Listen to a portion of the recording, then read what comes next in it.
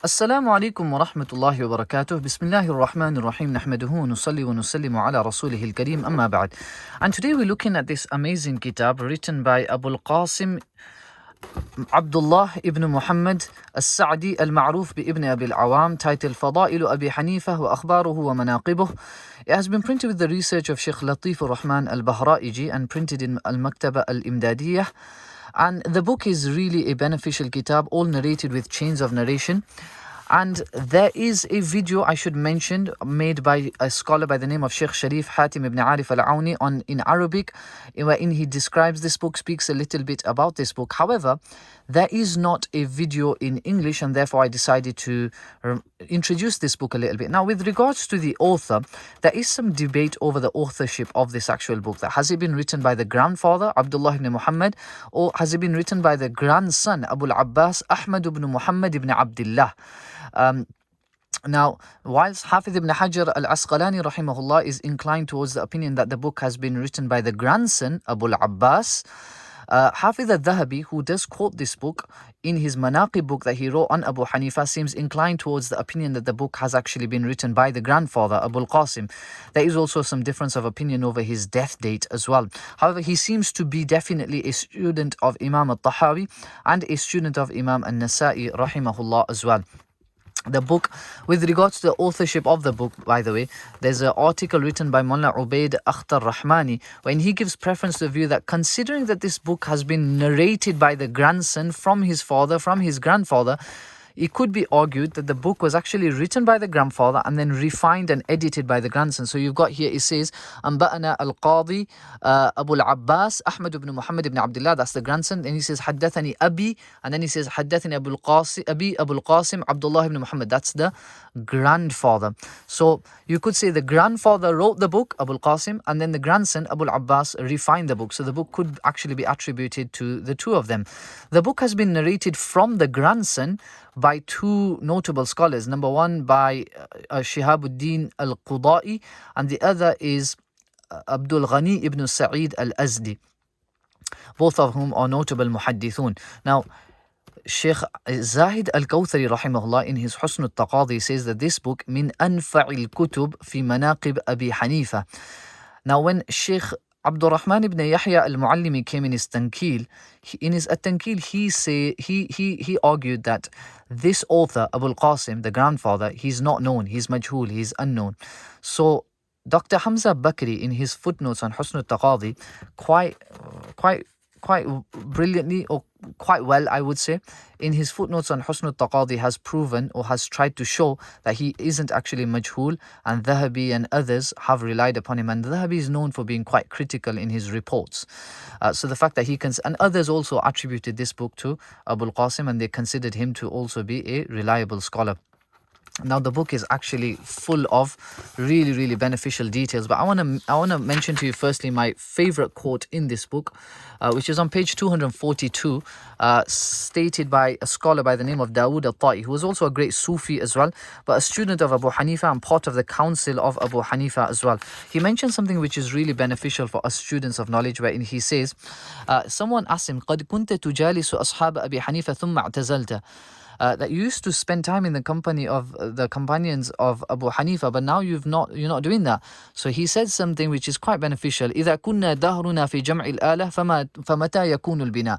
If we spend our whole life gathering equipments, when will we build the building? I.e., if we spend our whole life gathering knowledge, when will we bring it into practice? So essentially, this is a lesson for both myself firstly and yourself, that we need to also see how much are we practicing upon our knowledge, and may Allah Ta'ala guide us to practice more upon our knowledge and guide us to beneficial knowledge. My second favorite quote in this actual book is this quote here, which kind of shows how fiqh can sometimes be made to sound easy, but it's actually not. Ijtihad can look easy in masail that are quite obvious, but ijtihad becomes actually quite hard in masail that are rather intricate, and that's where we really need to thank our ai where they've kind of sufficed us, you could say, in masail that are very technical from looking at the adilla, because they are very scarce adilla, and we'd have to usually have to apply quite a bit of our understanding to be able to extrapolate rulings in these really intricate masail. So there's a story here of Al-Hasan ibn Hammad al-Hadrami. He says كنت عند يحيى بن أكثم فذكر أبا حنيفة وأصحابه فقال شغلوا الناس بالفروع عن النظر في الأصول.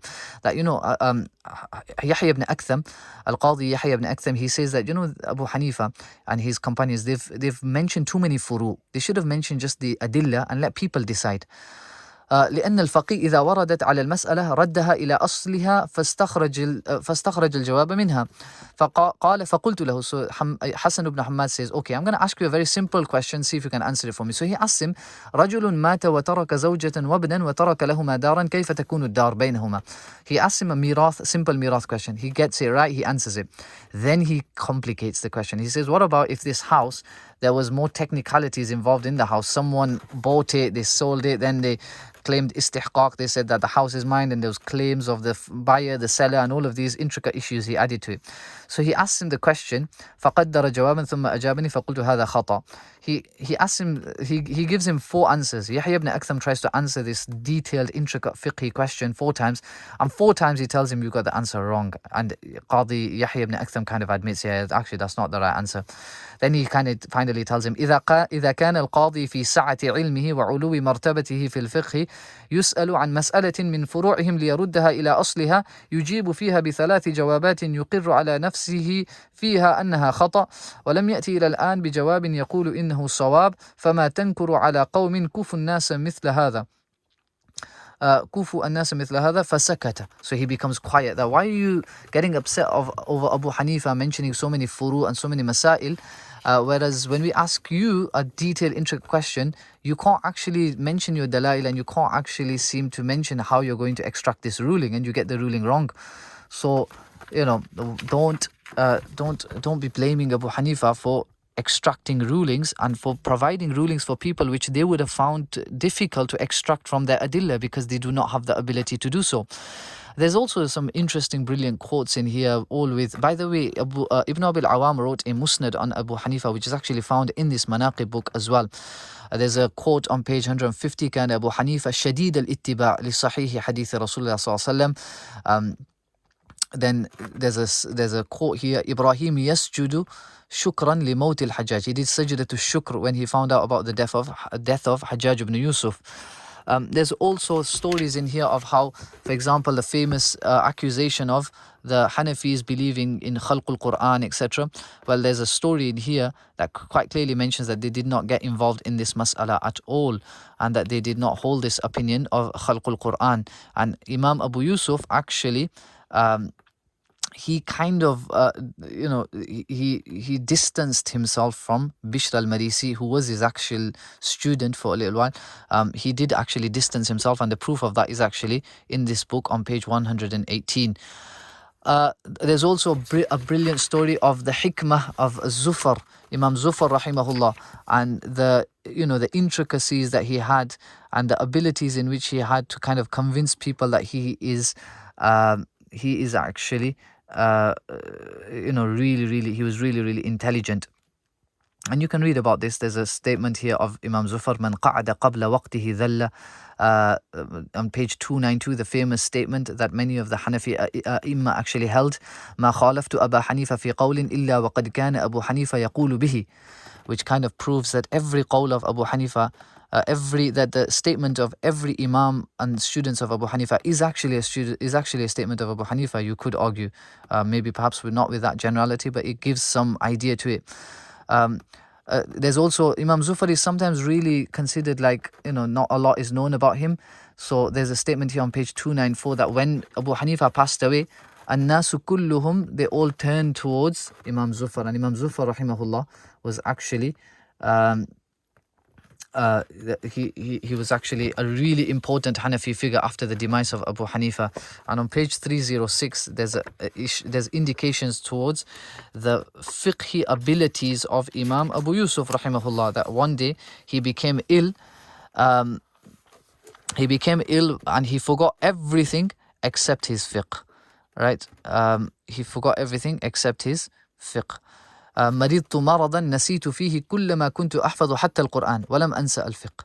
فقيل له وكيف ذلك؟ فقال علمي بما سوى الفقه علم حفظ وعلمي بالفقه علم هداية. This kind of indicates that Allah Ta'ala created fuqaha who would essentially look after the fiqh, just like He created muhaddithun who would look after the sunnah of Nabi Sallallahu Alaihi Wasallam. There's also a story here of the passing away of Imam Zufar rahimahullah on page 298, and even in his, as he is passing away, he is actually discussing the masail of fiqh.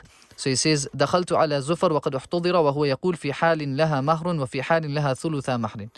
So anyway, this kitab is really beneficial, really fantastic kitab, and inshallah ta'ala you can try to purchase it. I'm not sure if it's available in the UK so easily, but you can try to purchase it inshallah ta'ala, and if you do, and you do purchase it, inshallah you'll benefit a lot from it.